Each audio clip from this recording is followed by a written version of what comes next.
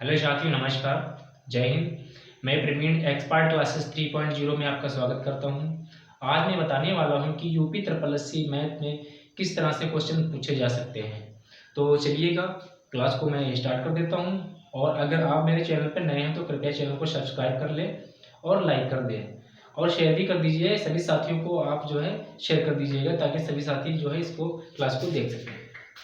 तो यहाँ पर बताया जा रहा है, पहला प्रश्न ये बताया जा रहा है कि 70 से 80 के बीच में जितनी भी अभाज्य संख्या है उन अभाज्य संख्याओं का औसत कितना हो सकता है। तो यहाँ पर 70 से 80 के बीच में जो संख्या होती है उनको नोट कर लीजिएगा। यहाँ पर पहली जो 70 और 80 के बीच में पूछा जा रहा है, ठीक है। 70 और 80 के बीच में जो संख्या अभाज्य संख्या होंगी, सबसे पहले हम लोग उन अभाज्य संख्याओं को नोट करेंगे, ठीक है। तो पहले जो संख्या आती है वो 71 आती है और 73 आती है, ठीक है। 79 आती है, 79 के बाद में 83 आती है और 83 के बाद में कितनी आ जाती है, हम लोग कह सकते हैं 89। यानी ये जो संख्या है 1 2 3 4 5, ये जो संख्या है ये संख्या अभाज्य संख्या है। इन संख्याओं की तरह से क्वेश्चन, मतलब अब हम लोगों को क्या करना है कि इन संख्याओं को जोड़ना है। तो जोड़ने के लिए क्या करेंगे, इधर जोड़ लेते हैं 71 73 79 83 89, ठीक है। जोड़ लेते हैं 9 9 18 और 3 3 6 और 7 7 जोड़ने पे कितना आ जाएगा 25 25 का 5 मिल गया 2 और 7 7 14 7 या 21 7 14 2 7 21 और 2 23 और 8 8 16 16 और 23 ये हो जाएगा 39, ठीक। 39 को हम लोग भाग कर देंगे किससे, 5 से। यानी ये तो टोटल योग आता है। औसत निकालने के लिए क्या कर लेंगे, उसको 5 से भाग कर लेंगे।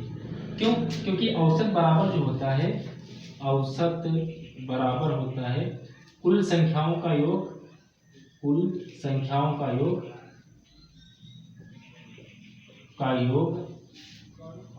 बटे जितनी संख्या हुई, ठीक है। संख्या कितनी संख्या होगी वो नीचे रख लेना है। टोटल संख्या ऊपर रखते हैं, जो जितनी संख्या बचती है वो नीचे रख लेते हैं, उससे भाग कर देते हैं। तो यहाँ पर भाग कर देते हैं हम लोग। यहाँ पर 5 से काटते हैं भाई, 5 7 35, 9 बचा, 5 9 45। यानी इसका आंसर कितना आ जाएगा 79, ठीक। इसका आंसर 79 हो जाएगा, समझ गए। चलिए अगला प्रश्न देख लेते हैं। अगला प्रश्न ये वाला है, क्या कह रहा है, यदि कोई व्यक्ति किसी वस्तु को 25% हानि पर बेचता है तो 25% हानि का मतलब हम लोग उसका फैक्टर निकालते हैं 25%। 25% का मतलब ये हो जाएगा 25/100 या 25 एकम 25 25 चक्कू 100।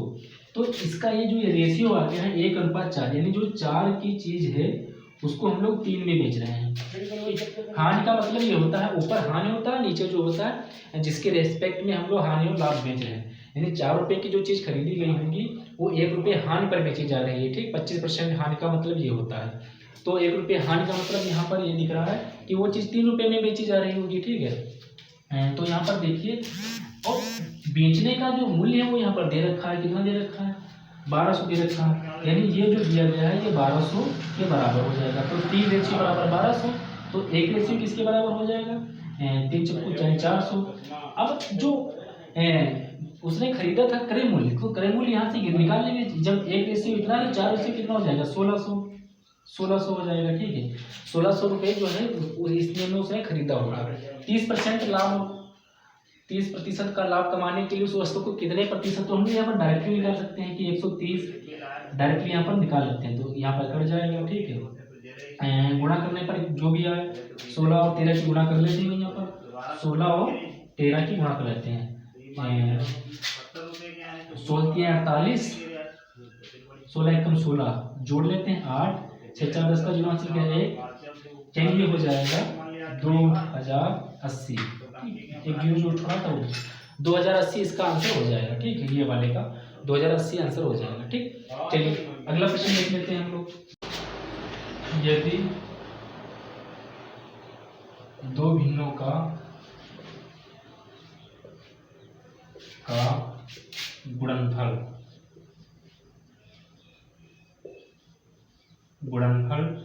14/15 है, 15 तथा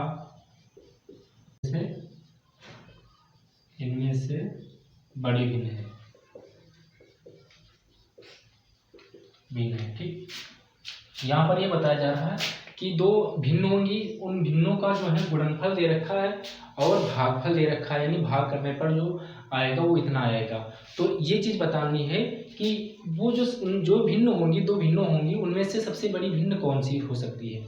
तो इसमें कैसे इसको हल कर सकते हैं, यहाँ पर दो एक भिन्न दी होगी, मान लेते हैं कि एक भिन्न क्या होगी, एक भिन्न यहाँ पर लिख लेते हैं कि वो भिन्न क्या होगी, x बटे वाई होगी। ठीक, और दूसरी जो भिन्न होगी वो a बटे बी मान सकते हैं हम लोग, यही तो चीज हो सकता है।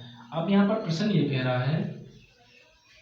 रहा है कि यहाँ पर प्रश्नानुसार नोट कर सकते हैं या ऐसे भी कर सकते हैं कि जो इन संख्याओं का जो गुणनफल है, यानी भिन्नों का गुणनफल x y बटे a बटे b, जो ये दे रखा है वो 14 बटे यहाँ पर 15 दे रखा है। ठीक, दूसरी चीज ये बताया जा रहा है उनका भागफल।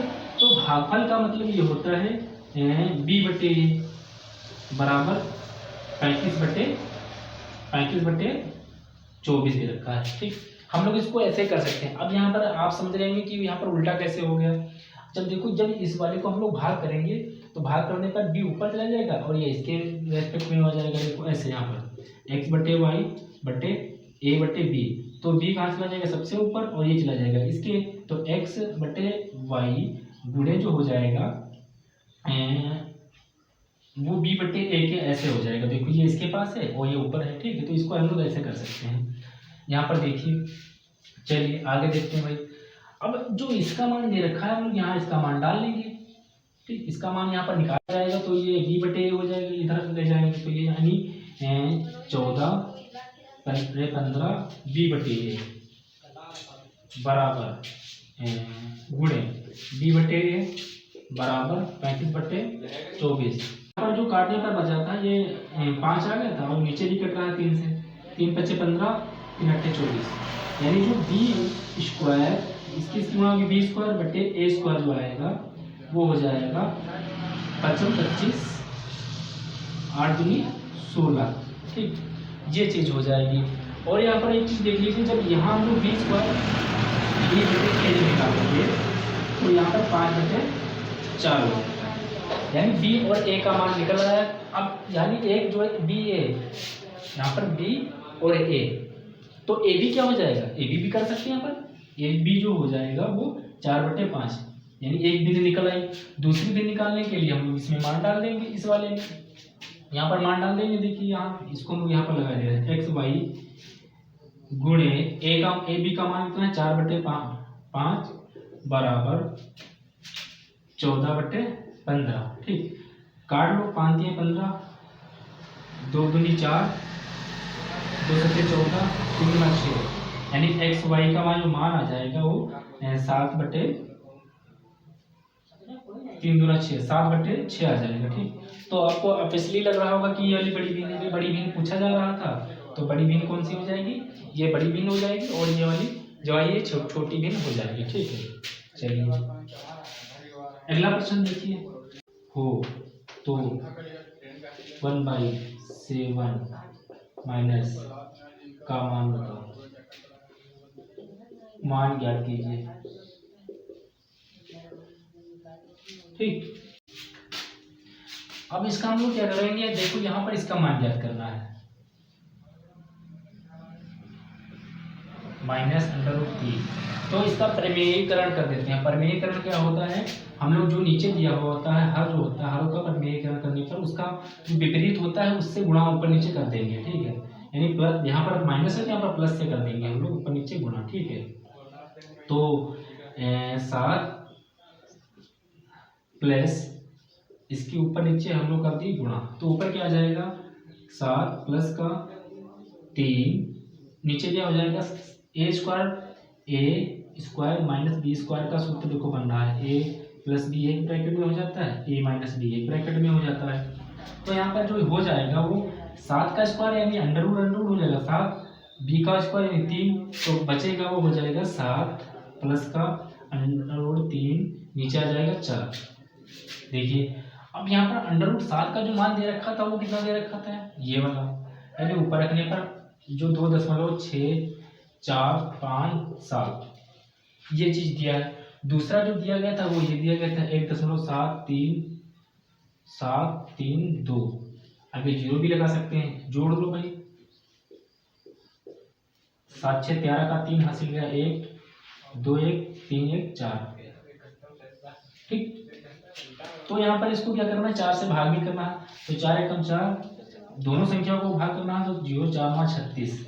तो जिसका आंसर जिसमें ये आएगा वही आंसर इसका हो जाएगा। ठीक है, यहाँ पर 1.09 जो होगा वो इसका आंसर हो जाएगा। आगे देख लेते हैं, लेकिन आप जो है इसके ऑप्शन भी दिए होंगे 1.0944। अगला जो दिया गया 1.944, अगला 1.0